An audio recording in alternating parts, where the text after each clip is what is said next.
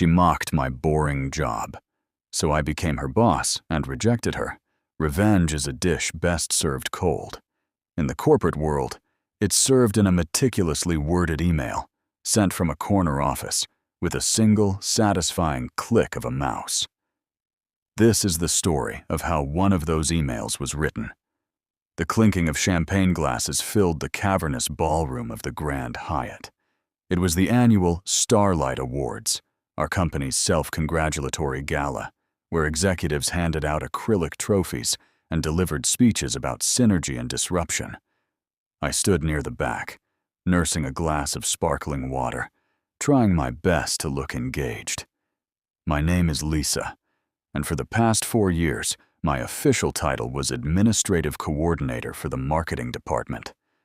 Unofficially, I was the glue, the fixer, the person who knew where everything was and how everything worked. My manager, Jessica, was holding court near the stage. Jessica was sharp, ambitious, and dressed in a designer dress that probably cost more than my monthly rent. She loved the spotlight, and tonight, her department had won Team of the Year. She glided onto the stage, a vision of corporate success, and took the microphone. Thank you, she began, her voice echoing slightly. I am so incredibly proud of my team. The strategists, the creatives, the analysts. They are the brilliant minds behind our success. She paused, scanning the crowd, and her eyes landed directly on me. A slow, condescending smile spread across her face. Of course, she continued, her tone shifting to one of mock sincerity. We couldn't do it without the people behind the scenes. People like Lisa over there. She pointed a perfectly manicured finger in my direction. The spotlight operator, taking his cue, swung a beam of light onto my face. I was frozen. 200 pairs of eyes turned to me. Lisa handles all our boring stuff, Jessica said, eliciting a few chuckles from the front tables. The scheduling, the expense reports, the endless paperwork. It's not glamorous, but someone has to do it. Let's give a round of applause for Lisa, for handling the tasks no one else wants. The applause was scattered and awkward. My face burned with a heat that had nothing to do with the spotlight. It was a calculated public humiliation, designed to remind everyone of my place at the bottom of the food chain. She wasn't just describing my job. She was defining me as boring, unimportant, replaceable. This wasn't the first time. At team meetings, she would dismiss my input with a wave of her hand, saying, "Let's stick to the high-level strategy, shall we?" When I streamlined the department's invoicing process, saving thousands of dollars and dozens of man-hours, she presented it as her own initiative, casually mentioning that her admin had helped with the data entry. She saw me not as a person, but as a function, a tool to make her life easier and her career brighter. That night, standing in the glare of the spotlight, something inside me didn't break. It hardened. The embarrassment morphed into a cold, diamond-hard resolve. I watched her soak up the applause, and I made a silent vow. I would not quit. I would not complain to HR. That was her game, played on her field. I was going to change the game entirely. I slipped out of the ballroom, the sound of her triumphant speech fading behind me. I went home, past the framed photos and comfortable decor of my small apartment, and sat down at my laptop. The screen glowed in the dark room. For years, I had bookmarked the page, telling myself, one day when I had more time, one day when I had more money. Tonight was the day. My fingers flew across the keyboard.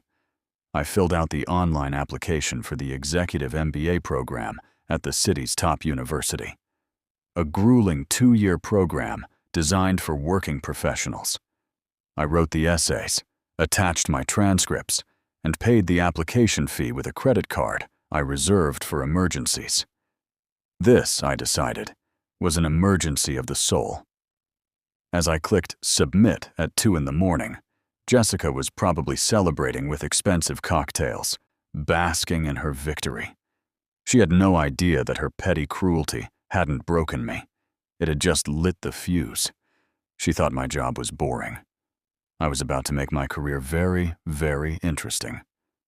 The next 2 years were a blur of calculated sacrifice. My life became a secret war fought on 2 fronts.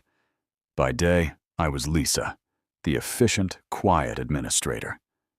I arrived at the office at 8 a.m. I made the coffee. I organized Jessica's chaotic calendar, and I endured her casual condescension with a placid smile. She once handed me a stack of papers and said, "File these, Lisa. I'm sure you can handle that level of complexity." I just nodded, said, "Of course, Jessica," and filed them alphabetically with flawless precision. She had no idea that my mind wasn't on the filing. It was on discounted cash flow models and supply chain management theory. When 5 p.m. hit, my second life began. I would race out of the office, grab a quick sandwich, and head to the university campus for my evening classes. From 6 p.m. to 10 p.m., 3 nights a week, I was no longer an admin. I was a peer among project managers, financial analysts, and entrepreneurs. We debated case studies, built complex financial models, and tore apart business strategies. For the first time, my ideas weren't just heard. They were challenged, respected, and built upon. The weekends were gone, swallowed by a mountain of reading, group projects, and writing papers. My social life evaporated. Friends would call, asking me to go out, and I'd have to decline, offering a vague excuse about being busy. I couldn't tell them the truth. I didn't want anyone at work, especially Jessica, to know what I was doing. It was my secret weapon, and you don't show your enemy your weapon until you're ready to use it. The hardest part was the exhaustion. There were mornings I'd sit in my car in the office parking lot, my head against the steering wheel, just trying to summon the energy to walk inside. Jessica, of course, made it harder. One Wednesday, I had a major midterm exam for my corporate finance class. I had been studying for weeks. That afternoon, at 4:30 p.m., Jessica dropped a 100-page report on my desk. "I need you to proofread this and format it into the new company template," she said, not even looking at me. "I need it on my desk by 9 a.m. tomorrow for the board meeting." It was a classic Jessica Power move. It wasn't urgent work. It was a task designed to prove she was in control. My heart sank. It was at least a 5-hour job. I could refuse, but that would raise questions. I could do a sloppy job, but that wasn't in my nature. So I said, "No problem, Jessica." I stayed at the office until 10 p.m., meticulously formatting her report. Then I drove to a 24-hour diner near the university, ordered a black coffee, and opened my finance textbook. I studied under the greasy fluorescent lights until 5 in the morning, my brain buzzing with caffeine and formulas. I aced the exam on 2 hours of sleep.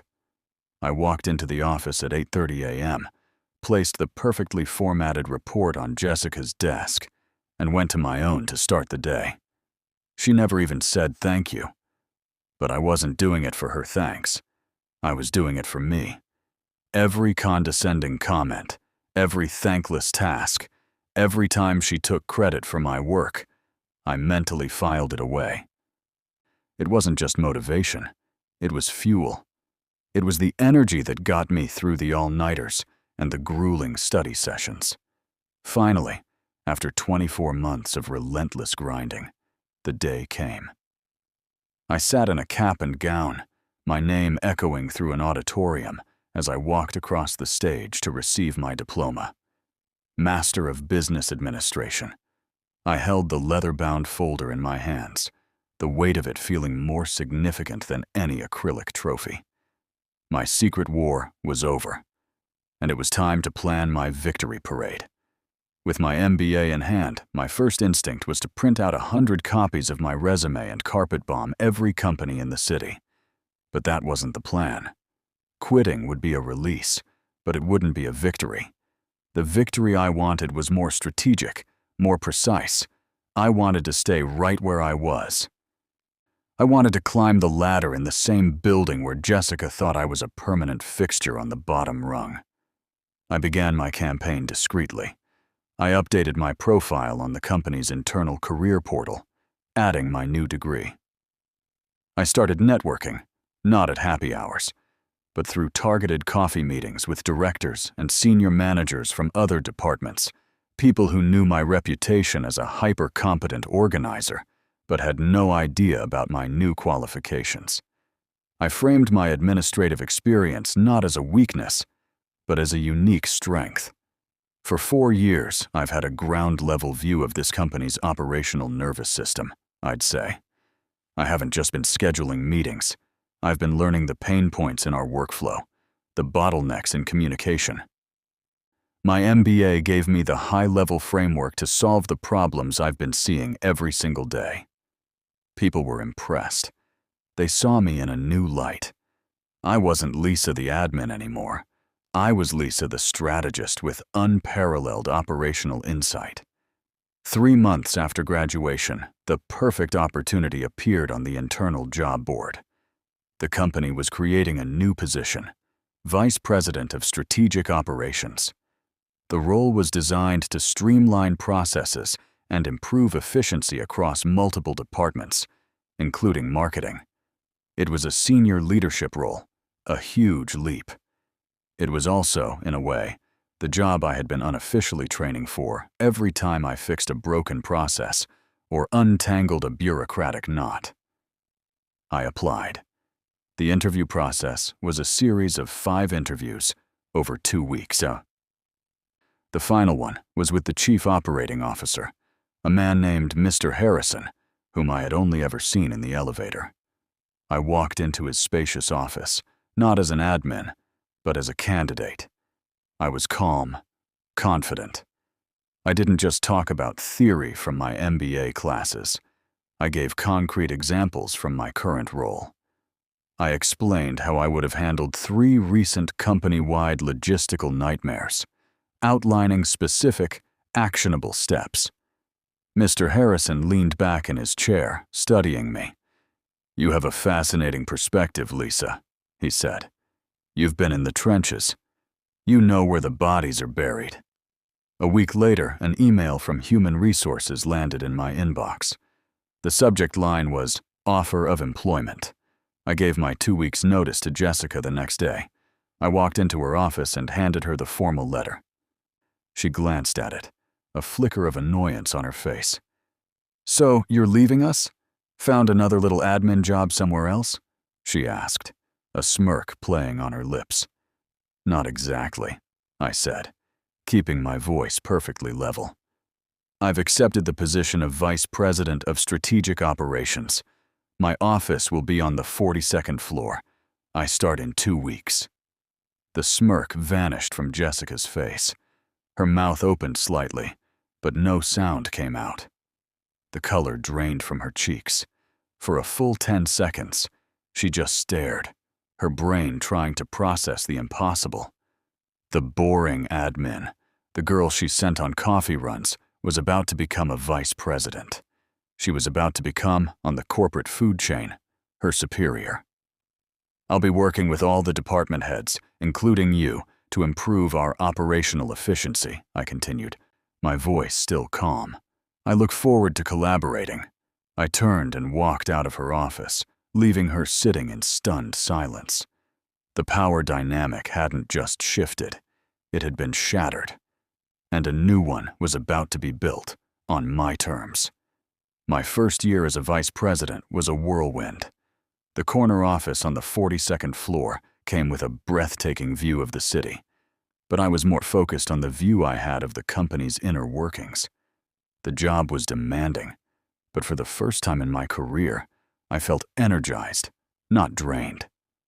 I led meetings where my input was not only valued, but sought after. I built a small team of sharp, motivated analysts, and I made it a point to be the kind of boss I never had. One who listened, gave credit where it was due, and empowered my people to do their best work. My projects were successful. By implementing a new integrated software system, we cut interdepartmental project delays by 30%. By redesigning the procurement process, we saved the company nearly $1 million in the first 6 months. My name became associated with results, not with paperwork. Meanwhile, a different story was unfolding down in the marketing department. Without me as her organizational safety net, Jessica's department started to show cracks. Deadlines were missed. Budgets were mismanaged. 2 of her top creatives, tired of the chaotic environment and her credit-stealing leadership style, quit to go to a competitor. The whispers started to travel up to the executive floor. Jessica, who had always been so good at managing upwards and presenting a flawless image, was struggling to keep things together. The boring administrative work I used to do, the meticulous budget tracking, the proactive scheduling, the seamless coordination of projects, turned out to be the invisible scaffolding that had been holding her entire department up. Without it, the structure was beginning to wobble. Our interactions were professionally cordial, but thick with unspoken tension. We would see each other in high-level strategy meetings. I would ask her pointed, data-driven questions about her department's performance metrics, and she would squirm, giving vague, defensive answers. I was never rude or unprofessional. I didn't have to be. The numbers spoke for themselves. About a year into my new role, the company announced a major corporate restructuring. It was my project, a mandate from the COO to trim inefficiencies and optimize talent. As we were flattening the management structure, eliminating redundant roles, and creating new ones that better aligned with our future goals. As part of my analysis, I had to do a deep dive into every department. When I got to marketing, the data was damning. It was the least efficient department in the entire division, with the highest employee turnover rate and the lowest project success rate over the past 12 months. The problem wasn't the team, it was the leadership. In a meeting with the COO and the head of HR, I presented my findings. I recommended a complete overhaul of the marketing department's management structure. My recommendation included dissolving the current marketing manager position, Jessica's job. "And who do you see leading the new, streamlined team?" the COO asked me. "I recommend creating a new role," I replied, pulling up the next slide in my presentation. "A senior director of marketing operations. This person would be less focused on schmoozing and more on execution, data analysis, and team development. They would report directly to me." The COO and HR director both nodded in agreement.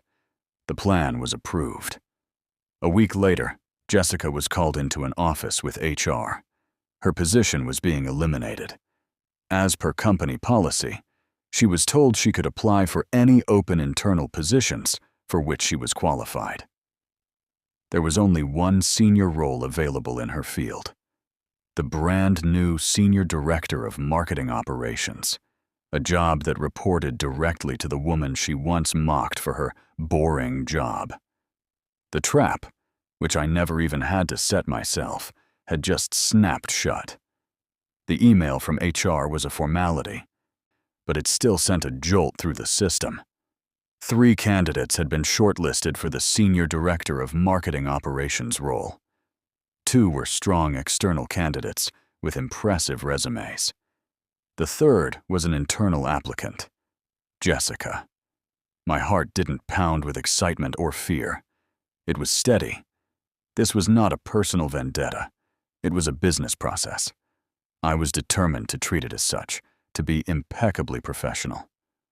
The most devastating revenge, I had learned, is delivered with a calm smile and an unwavering adherence to protocol.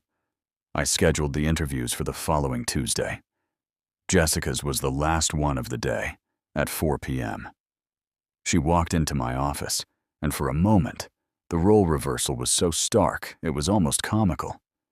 This was the woman whose coffee I used to fetch, whose dry cleaning I used to pick up. Now, she was sitting in the guest chair, across the wide expanse of my polished mahogany desk, nervously clutching her portfolio. She had tried to dress the part, in a sharp power suit, but she looked uncomfortable, out of her element. I, on the other hand, felt perfectly at home. "Jessica, thank you for coming in," I started, my voice even, and professional. "As you know, we're looking for a senior director to lead the new marketing operations team. Why don't you start by telling me what interests you about this role?" She launched into a prepared speech, full of buzzwords about synergy, passion, and driving results. It was the same kind of talk she used to give at company town halls. But the confidence she once had was gone, replaced by a desperate, pleading edge. "And of course, Lisa," she said, leaning forward with a forced, conspiratorial smile. "You and I, we have such a great history.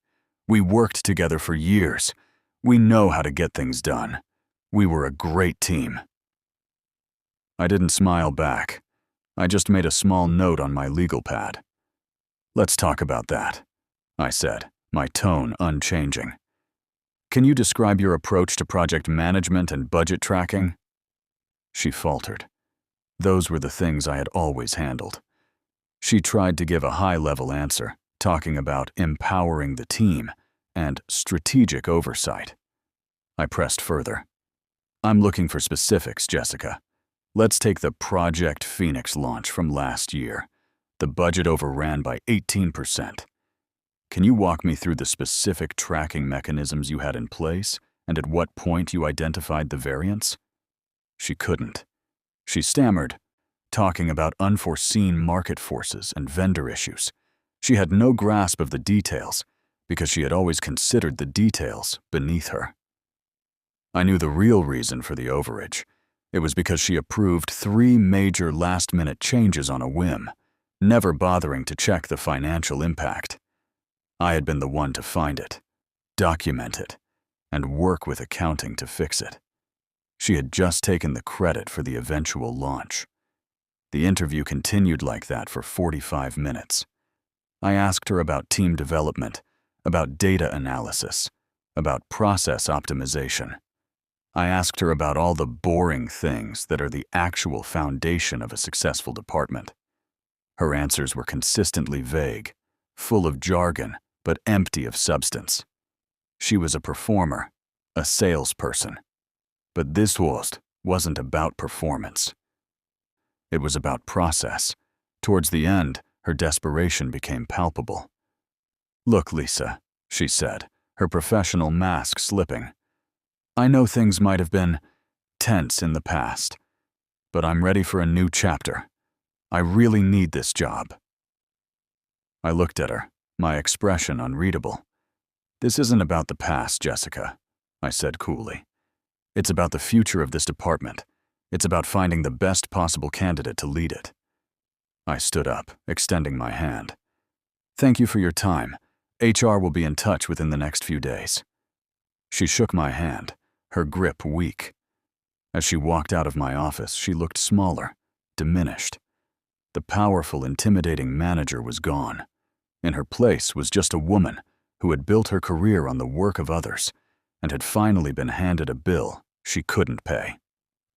I sat at my desk for a long time after she left, the silence of the large office a stark contrast to the storm of memories in my head. The decision was already made. Now, I just had to write the email. The next morning, I sat at my desk with a cup of coffee, the city skyline stretching out before me.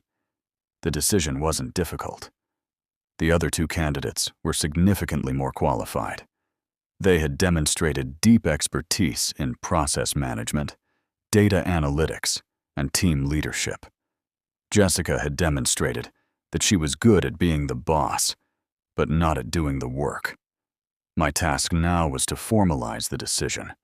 I could have just let HR send a generic, automated rejection email. It would have been easy, standard procedure. But that wasn't how this story was going to end. This was a message I needed to deliver myself. It was the final, closing entry in a ledger that had been open for years. I opened a new email draft. I typed her name in the to field. The subject line was simple: Update on Senior Director of Marketing Operations position. I began to write. Each word was chosen with surgical precision. My goal was not to be cruel, but to be clear. I wanted the rejection to be a mirror, reflecting back at her the very values and skills she had once so casually dismissed. Dear Jessica, I began. Thank you again for taking the time to interview for the Senior Director of Marketing Operations position. I appreciate you sharing your experience and vision for the marketing team. As you know, this new role is a significant departure from the previous structure. It is designed to be a deeply hands-on leadership position, with a heavy emphasis on meticulous process management, detailed budget oversight, and data-driven decision-making. The ideal candidate must possess a proven ability to manage complex workflows from the ground up and a passion for the granular details that ultimately drive departmental success. I paused, rereading the last sentence. Passion for the granular details. The boring stuff. I took a sip of my coffee and continued. After a thorough review of all candidates, we have decided to move forward with an individual whose experience is more closely aligned with these specific operational requirements. While your skills in client-facing presentation and high-level strategy are noted, we believe this particular role requires a different skill set to ensure its success. The success of this team will not be built on big ideas alone, but on flawless execution, collaborative spirit, and a culture where every contribution, from a strategic brief to a perfectly balanced spreadsheet, is valued and essential. That was the key. That was the heart of it.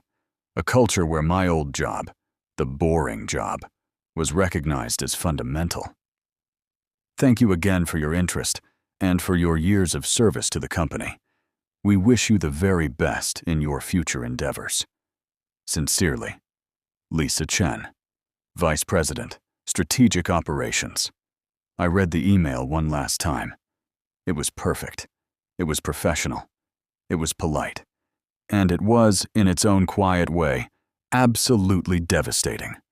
It didn't mention her mockery or her cruelty. It didn't need to. It simply held up the job description like a shield forged from all the work she had despised, and showed her that she was not qualified to stand behind it. My finger hovered over the mouse. I thought of the young woman standing in the spotlight at the awards dinner, her face burning with shame. I thought of the countless late nights, the missed parties, the exhaustion, the sheer force of will it took to get to this chair, this office, this moment. This wasn't just an email. It was the closing of a chapter. It was the final move in a game she never even knew we were playing. I clicked send. A quiet whoosh sound came from my computer's speakers. It was done. I leaned back in my chair, looked out at the sprawling city below, and felt a profound sense of peace. Justice hadn't been loud or explosive. It had been quiet, efficient, and delivered with impeccable formatting. The best kind of corporate revenge. And that's how a boring job became the foundation for a corner office. If you enjoyed this story of corporate drama and sweet professional revenge, make sure to hit that like button and subscribe to our channel for more stories like this one. We want to hear from you. Let us know in the comments. What city are you watching from, and how old are you? Your support helps us create more content, and we love seeing where our stories are reaching. Thanks for watching, and we'll see you in the next one.